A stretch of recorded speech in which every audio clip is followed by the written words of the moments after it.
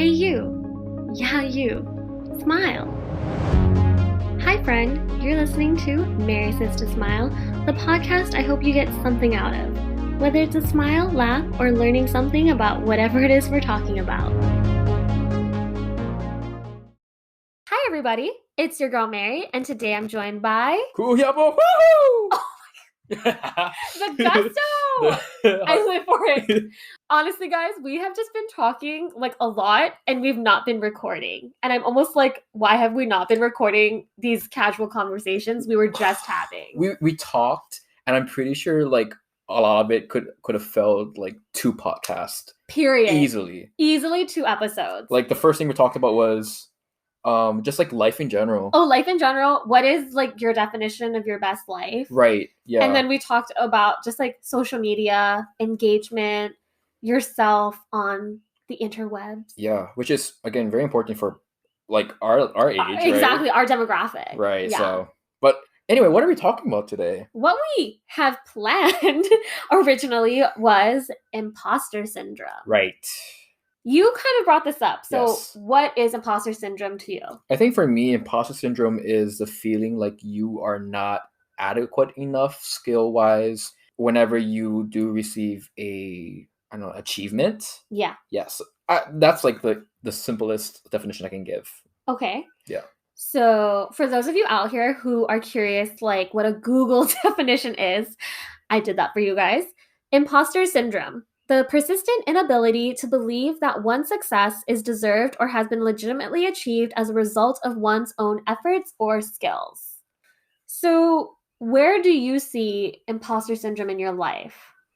I think every aspect of my life, whether it be, what I love to do, which is art, school, to I think just in life in general, especially because I am growing up as a young adult, trying to figure out what I want to do in life and if I'm doing everything correctly. Imposter syndrome is always present with me, and it feels like a disease. Ooh. Right. When I was Googling like the definition or meaning of imposter syndrome, the most searched topic was, is it a mental illness? Right. Oh yeah. Yeah. I think I don't know if it's a mental illness. Maybe it's like a cognitive like. Yeah, I feel like it's like perfectionism almost, where it's definitely a known, talked about ideal, but it's not necessarily like a mental illness. I think with like imposter syndrome, there's a lot of characteristics with like depression and anxiety, right? Yeah. So it gets covered up with all of these, bigger terms, issues, right? Yeah. So yeah. But I think it's very important to talk about imposter syndrome. Yes. And how it helps your life in a way, but also how it, I guess, hinders a lot of good word. opportunities. Yes.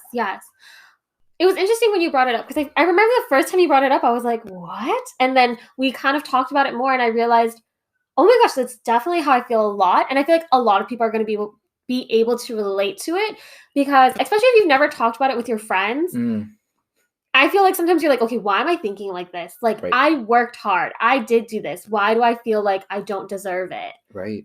Or like, why didn't that person get it? Or, oh, I know that person worked as hard as me, or we literally did the same things. Right, like, maybe they should have gotten it. Right. And sometimes it's like, why am I being so down on myself? And it's imposter syndrome. Like, for some reason, it's in our head to believe, like, we don't deserve it. Like, did I really work hard enough to have this? Do you ever feel that way? Well, since you already graduated from college and you've already held some jobs already, have you ever felt imposter syndrome creeping in your daily life? Yes, constantly. And like you said, like in different aspects. So I guess you brought up my jobs and stuff. Sometimes I was like, I don't know. I know I worked hard for it, but like at the same time when I got recognition, or like I deal a lot with customer service, but customers, like I have literally had customers that were like, can I tell your manager that you did a good job? Like, wow, you helped me so much. And I'm like, oh no, you're fine. It's all good. Thank you. Okay. And then after they leave, I'm like, why did I do that? Like, it would have not made me look good, but it looks good when, people tell your higher ups like, oh, you're doing a good job. Cause then they know that you're not lazy or you're not doing anything, I guess. But I would like whatever people compliment, even, it's like we always shut it down. And it's like, no, but sometimes it's like you do deserve that. So why don't we accept that? I think it's also like how you said in terms of like not accepting it. I think it's how we think that others can do the same thing as we do. Right. So there's no reason to really compliment somebody if it's your job. Right. If you're expected to do it. Period. Yeah. I think a lot of us who think this way, we have like this faith in humanity that everyone is like a trivial thing, like kind of like when you talk about how a lover should have these basic things in terms of like communication and all. And like I think nowadays the bar is on the ground. Yeah, the standard is really low, and so I think it kind of does like reflect. I think just anything in life too is like those standards. We feel like it's not low. We feel like we're low because we're under the standards of what is expected of us. Yes, we have high expectations for ourselves. For ourselves, right? Yes. Yeah, I think for me, I think the easiest topic that I can kind of connect to is theater. I mean, in the past podcast, I stated that I know I went into theater really cold, didn't know anything about it, and so a lot of it was like proving my worth, feeling like I needed to work because a lot of others were above me, and I was fine with it. And but although like I was very new, there were many instances where those around me, peers and mentors alike, would compliment me. Right. Wow, Hiapo, that was really, really good. Guys, everybody, look at Kuuhiapo. He is the example of what you guys have to be as an actor. And so for me to put myself on that spot, or to be put in the spot. Yeah. Spotlight as an amateur who doesn't really know anything and feels like he doesn't really know a lot about theater. I don't know. It feels weird. It feels like, why are you putting a spotlight on me? Like I don't, I don't deserve this. Yeah. A lot of it did transcend in terms of like years that followed in terms of me getting cast in other shows. I've been blessed to be cast in many lead roles. Right. And I constantly say that I'm very blessed because there are moments in my journey in every single lead role that I felt I was inadequate to play the role. I think one would be in high school. I had a play coming up. Or there was this play coming up, and it would be my first musical, and I wanted the lead role. Yeah. And there were other peers of mine who I know are very talented and has been in theater for a long time. They were also going for the role too. Oh, right. And for me, I'm a very competitive person. Okay. Competitive, and if I want something, I'm obsessed. Yeah. Obsessed meaning not in the weird way, but more so like I give everything. Yes. I give You're gonna work your hardest to achieve it. Right. And I think just because I have high expectations for myself for something, for theater, for something that I'm not relatively, I guess, known for being that good at. So it's kind of like I'm proving others and myself wrong. Right. So I go into that, and I'm just trying to beat everybody. And so when that time came, when they were casting and all, fortunately enough, I was blessed to be cast in the lead role. Right. I think when you are going through imposter syndrome, and this is what I've kind of reasoned in my head, is that if you're one who struggles with it and you get an achievement, you will acknowledge achievement and celebrate it for like a good week or so. And then after that, it's kind of goes downhill because you're overthinking. Oh, I see. For me, the first week or so, I was ecstatic because I technically beat everybody else who was in theater, and yet I still got the lead role. But after that, there were many moments actually, where I would have a mental breakdown. There were moments where I was talking to my best friend, had a mental breakdown. I was telling her, why did they cast me? Like literally everyone else who were auditioning for this role could sing like I do, could dance like I do, could act like I do, who has the same work ethic. Why me? Like, thank you. I love, like, it's great that I picked me, but at the same time, I don't feel like I deserve the role, And so I would like to say that there was a happy ending to this, imposter syndrome kind of challenge, but no, it still haunts me until today. Mm-hmm. It does. And we can continue talking about life and all, but I think just kind of briefly touching upon life. I mean, going from theater to just life in general. Because performing arts is your life. It's a big part of your life. Right, yeah. And then how it transcends to just life in general. Yes. Like now that I am a growing adult, sometimes I feel like the opportunities I'm getting is just pure luck. Oh. You know, I feel like a lot of people around me tell me that, you know, you worked hard and you're passionate about it. And I know that I worked my butt off for a lot of stuff that I wanted in life. But at the same time, I always feel like it is luck. Is there anything that's like triggering these thoughts? Like when you're in a rehearsal or something and maybe you mess up a line and then that triggers like a spiral? Or is it like everything's going well and then all of a sudden you're like, what am I doing? Why am I here? How did I get this? Yeah, it's more so self-sabotaging. Okay. I understand that I can make mistakes, and I don't let that define how I think about if I deserve it or not. It's more so I'm doing well. Why am I doing well? It's a weird thing. It's like, why am I doing well at this? Like, I know I worked hard. I worked hard. I sacrificed. But so did my other friends as well. Right. And maybe they did twice as much sacrifice, twice as much work, twice as much heart. And kind of questions my own heart, like, or my own thinking, my own passion. Do I actually wanted this? Or am I taking somebody's dream? Am I taking somebody's goal? Am I here serving as a placeholder for something that I personally don't think I even deserve?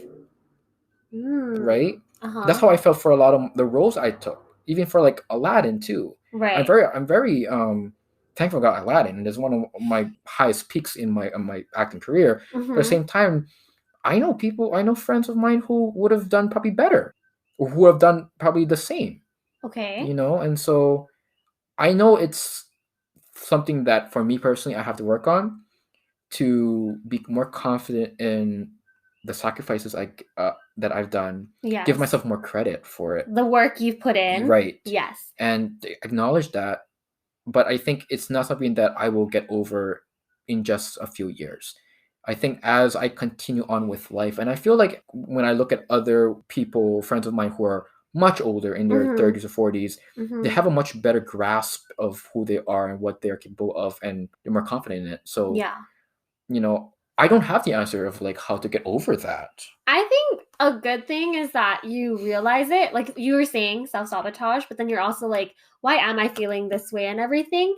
But I almost kind of want you to like make affirmations when you're in a good mood. And then when you start realizing you're going down the spiral of imposter syndrome, be like, okay, I am in this part because one, I really wanted it. Therefore, I worked for it and I got it. So that's what you need to believe. Right. I don't think you're the type of person that would just go for a role to go for it. You know? So I think that's one thing is like, you want it. I know you want it. So don't think like, I'm just holding this for someone, but what if I took their dream? I think it was your dream too. And therefore, that's why you put yourself out there and you got it. The second thing is, while you put in the work, while you did the thing to get it, someone chose you.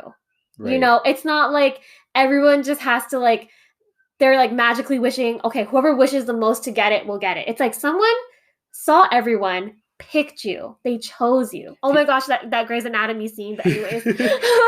See, even that too kind of triggers me. When somebody picks you, you've done everything in your power to do something. Yeah.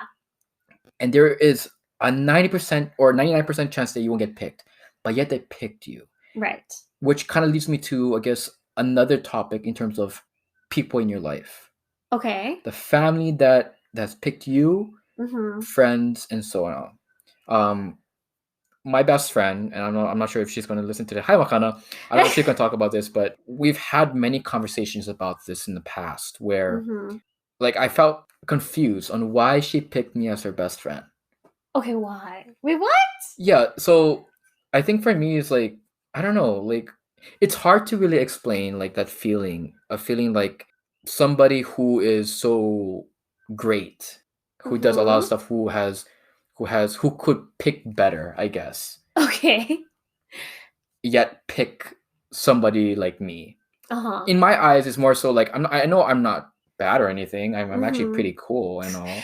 I'm a good friend. Yes, I know that. yes, and I will continue telling myself that because of confidence. Mm-hmm. But at the same time, I'm also like, but all of these great people around me, and I give so many people credit. Just by living sometimes. But like, I give so much people credit because they could have also been picked. Not only for a role, but just to be best friends. To be, so like, unfortunately, I know this reflects how I am in like my love life as well. Like how, if that ever happens. Okay, wait, really quick. Everything that you're saying, did you ever watch Perks of Being a Wallflower? Yes. Everything you're saying just brings me to the quote of, we accept the love we think we deserve. We accept it, and you don't think you deserve it, which is so crazy to me. Like, this episode is just turning into like Mary's gonna hype up Hiapo. Like, I honestly just feel it because that's so crazy to me. Like, I don't know, some of the stuff you're saying, I'm just like, how do you not see it? Or like, it's weird that your feelings for the I don't deserve outweigh the you deserve. You know what I mean? I think, thank you for the reaction though. But like, I think now I'm much better.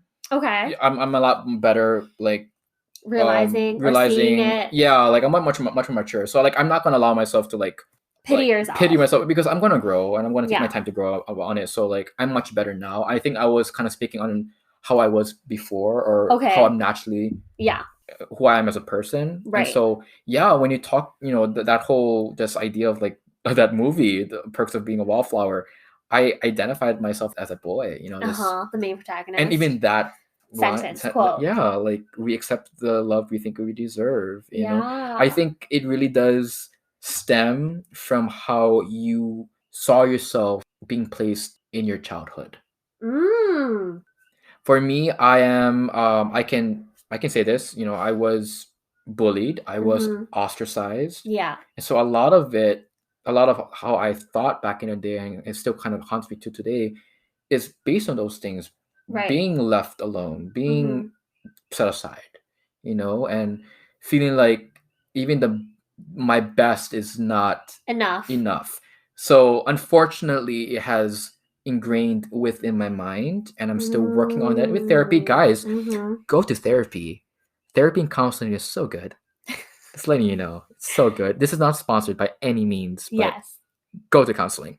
Side note, I don't know why therapy was shamed so much growing up. Like, I feel like when someone was like, that person's in therapy, you're like, oh my gosh, sad for them. But now I'm just like, I'm personally not in therapy. I want to be in therapy, but I'm just like, therapy sounds so lit. Like, why did it have a negative connotation? Like, seeking mental help or just help in general is such a good thing and should be low-key praised. Like, if you realize you need to work on something and you work towards it, we always praise that in life for people.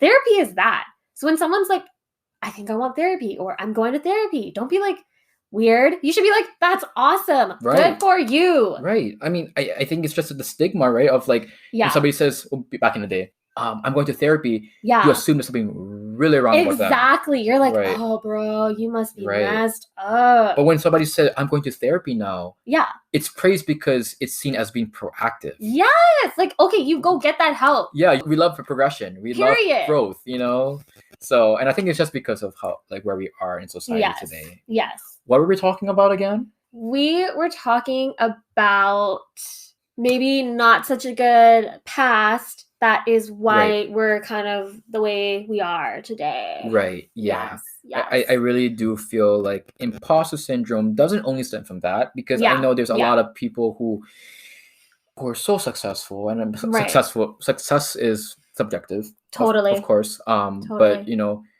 just maybe they've never really gone through challenges in the past, and maybe they've go to school and college, and they've find out, oh, I'm not actually that smart. So like, I think it really depends on the person. I think personally for me, and I don't know about you, you can talk about your side, it does stem from my upbringing and how I talked to myself, and I regret talking to myself like that, because it has led me to have to deal with it now. Right. But like, I mean, Younger you would have never known, okay, you need to stop beating yourself up because in 10 years, it's going to negatively impact your adulthood and how you think of towards yourself. Right. We had no idea this stuff was going to bother us for this long, but it's realizing it now, because there's some people that have issues that are like, I'm perfectly fine. And it's like, no, Chad, you're not. No, you're not. So, I mean, props to us for figuring it out and like realizing stuff. Amen. Yes. Amen. Yes.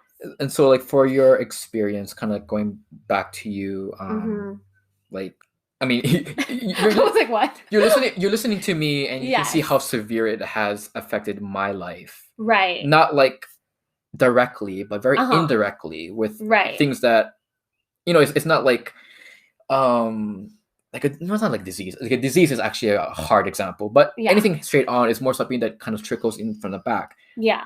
For you, where do you think your trauma? Does it go from trauma? I mean, okay, so when you're talking, I was like, oh my God, that is so true. Just definitely seeing more talented people or people that have really worked and being like, did I work that hard? Do I really deserve this? But at the same time, I think it's like, yeah, when you're young and just things happen, you don't realize how much it's going to impact you later. So like, you know, people have told me like, oh, you don't deserve that. So then when you grow up, you're like, someone literally told me that. So it has to be true and it like will be for forever, when really it's not. So it's just getting past certain negative experiences. But I feel like sometimes when you're younger, it just sticks with you. And then if you don't properly let it go or come to like a closure with it, it's just going to haunt you. So it's like working on it and then realizing it in the moments that it's like triggered, like when you think you don't deserve it and you just hear from the past, like, because you don't, you just have to, like, sometimes I just like, I'll catch myself and I'm like, no, you do. We do deserve this. Like, did you not work for it? Did you not put in the time? Did you not try? We did. So even though it's like not 100% where I'm like, I totally deserve this, it's like just telling yourself like, okay, you do. But yeah. Okay, so we've talked a lot about imposter syndrome and the different aspects / facets of it. So do you think there is a way to overcome imposter syndrome? As much as I want to give you an answer right now, I literally don't really have an answer because I'm still going through it. I mean, it's easy to say, have confidence in yourself, love yourself, acknowledge the good works you've done, but that's easier said than done. You know, I would rather have somebody give me necessary steps rather than saying, just acknowledge those things, because it's not like I don't acknowledge the hard work and the passion and the sacrifice I've done. I do. Yes. It's the fact that whole imposter syndrome still haunts me. Maybe an idea would be like, just, you know, I don't know the steps, but like start believing that you deserve love. You deserve the love that you deserve the love that you think you deserve. Well, actually, which is a lie. Actually, no, not that. Okay. You deserve the love that you put in. Ooh. You should expect what you put into things. Yes.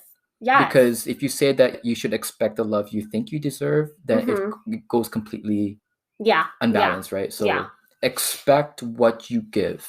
Accept what you give. Accept what you give. Accept what you give. Like if you give a lot, you better accept a lot. Right. And I think if you still get a lot, and it doesn't balance out the things that you're giving, still accept it, because accept what you give.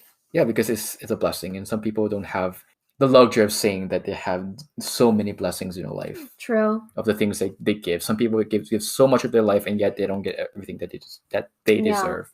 Yeah. Yeah. How about you? What do you think? I don't think imposter syndrome is something that you can just like cure. Like, oh, you're gonna do this, you're gonna follow these steps, boom, you're never gonna have imposter syndrome again. Because I just don't think that's possible. I think you can't stop negative thoughts from creeping in, but what you can do is just don't let it control you. Right. You know what I mean? Like, I always tell people this, but like, your feelings are valid. What you feel, what you think is so valid. Right. However, are you going to let these negative feelings consume you? You're just going to be Bella from the moon. You're just going to sit in your living room and be all upset and just watch life pass you by. Or you can definitely have a moment with it, but then think, I am blessed to have this life that I live, and it's going to be what I make of it. So a lot of times I do a lot of things when I'm like in a happy, good mood because I try to make a lot of lists of like, okay, what makes me happy? What can I do to keep me in this mood? So for later on, when I have those moments of like self-doubt or negativity, I can like look back on these lists and be like, okay, let's read these, or like let's say it out loud. You know, like I think affirmations really are powerful. You know, I agree. So like I said before, you know, when I just feel those intrusive thoughts of like, you're not good enough, you don't deserve this and stuff, you just have to think about, okay, I'm in this part because I really wanted to do this part. And I believe that what I bring to the table is going to be something different, something special that only I could have brought, you know? Like, I know I'm going to put in the work, or I did put in the work. I did the best that I could, and that's why it happened. And I know a lot of people that believe like things that are meant to be or things that happen for a reason. So you got the part, and you may not think you got it, but it happened and it was meant to be. I would just add the word destiny. Destiny. Fate. Fate. I mean, just in like jobs, like it was your destiny to hold this job as long as you had. Yeah. And to go to the next one. It was my destiny to get this part. And it's our destiny right now, because I don't feel destiny is like where you end up, but more so where your life is heading and the road that you're on. Yeah. You're on the road of destiny. Whatever road you're on right now in your life, and if you feel like you feel like you're not doing your life justice, just know that the life that you're living right now is your destiny. Yeah. It is your destiny. And sometimes, and you do have the power to shift that destiny wherever you want. But at the same time, just trust that wherever you're going was meant for you. Yeah. And only you. Yes. Yeah. So next time you have imposter syndrome, maybe I'm going to play this podcast again for you and be like, remember all these things, Hiapo? Maybe I should. Maybe I should do this. Yeah. Yes. We should do affirmations like right now to end the podcast. Affirmations. Let's think of put some positive affirmations to end on. Okay. I think the one thing I can say that comes up right now is to expect and accept the love and effort that you give. Okay. Yeah. Say it one more time. Expect and accept the love and or effort that you give into this world. So do me a favor. You have to say, I, Kuuhiapo, will expect and accept the love and effort that I put out. How about this? We here on this podcast will expect and accept the love and or effort that we put into this world. But can I just hear you say I? I need the I. I will. Yes. Continue. I will accept and expect the love and effort that I put in. Yay! Your turn. Okay. I, Marysaystosmile, will expect and accept the love and effort that I put into things. Wow, it's kind of scary. I was like, okay. Mantra. Like, as I was saying it, I was like, oh.